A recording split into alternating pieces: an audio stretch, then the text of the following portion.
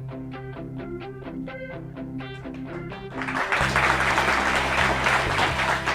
know, one of the great things about our job is the opportunity to meet many different people every day. Oh, I agree, Jimmy. And I've met so many fascinating people in the 15 years I've worked here at WBOC. People like Mary Only. She's also known as Mama Girl. And in July of 2000, I did a story on Mama Girl and her folk art. Well, Mama Girl left quite an impression on me, so I decided to look her up again. And sure enough, she's still at it.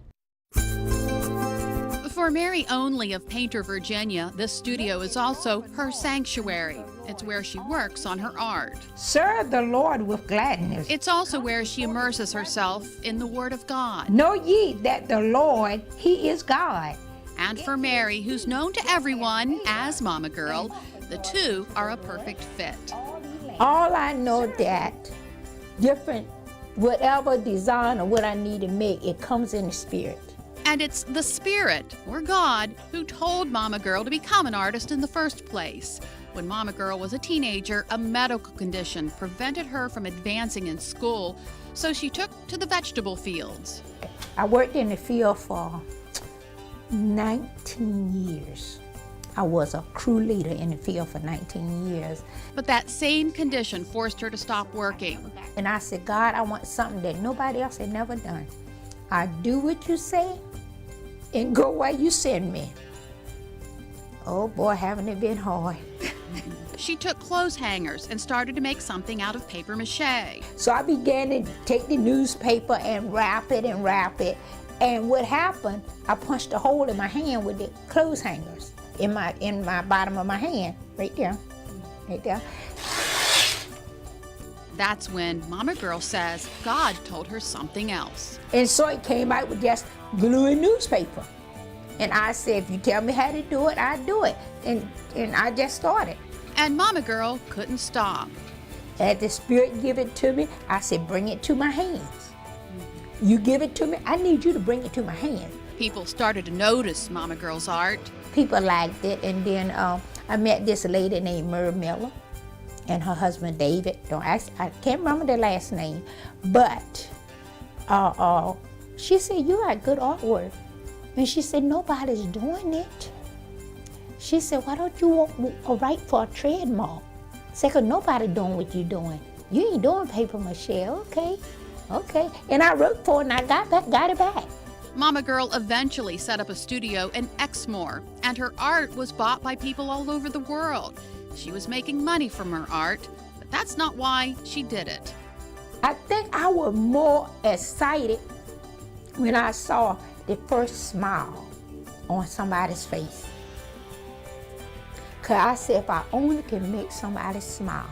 People would come and I'd be sitting in the back, they didn't see me, and they'd just start laughing. And I said, oh Lord, thank you. Mama Girl eventually closed the shop and moved her art back home. Why? All at once I was going out near Washington to do a show. And the Spirit said, close now. I heard another beat. Said, close now. I said, close now? It says yes. I said, okay, I'll close when I come back. When I came back, I got all my family to help me, and I moved back here. And she's glad she listened. Soon after, her parents became ill, and she had to devote her time to their care. Thank you for giving me activity of my limbs. Today, Mama Girl still does what the Spirit tells her, turning newspaper and glue into whatever it is meant to be. She sells most of her art when she travels the country to different shows. It's fun. It's fun. I love meeting people. I love talking about the artwork. I love talking about God and the Spirit. And when asked how much longer she thinks she'll be doing her art, she says it's not her decision. But if the Spirit told her to stop today, I have to stop. I ain't gonna say I'll be obedient right then, but I have no other choice. And with her close connection to the Almighty, that could happen at any time. I love Mama Girl, and in case you were wondering, it was Mama Girl's grandmother who came up with her nickname. I asked her why she called her Mama Girl. She said she never asked her. And her grandmother passed away, so she never found out. Oh my goodness. Yeah. Well, she's got some masterpieces of her own, hasn't she? Oh, they're beautiful. Wow. Okay, maybe not the same thing, but somebody else who does make some masterpieces. This guy, Wolfgang Puck. You hear his name, you know you're in for some good eating. He's going to drop in next to help us shed some fat from our favorite dishes. Plus, we're putting one of Wolfgang's recipes to the test. We'll head to the kitchen to whip up his berries and cherries Jubilee. Delmarva Life, we'll be right back.